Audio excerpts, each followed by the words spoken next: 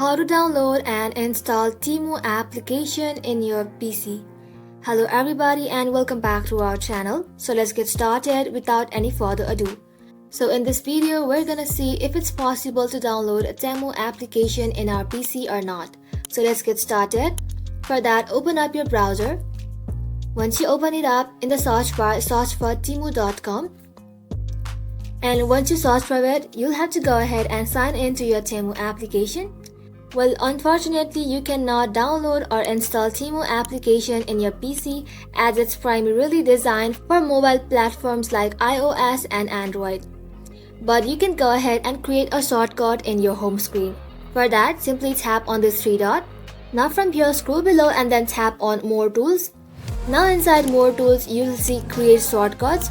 But if you don't have Create Shortcuts, simply tap on Cast, Save and Share. And right below Install Temu, you'll find Create Shortcut. Tap onto it. Now go ahead and name your shortcut and simply tap on Create. Now once you're done, head back to your home screen, and as you can see that Temu shortcut has been added to your home screen. And that is how you can do it, guys. Thank you all for watching the video till the very end and stay tuned until our next upload.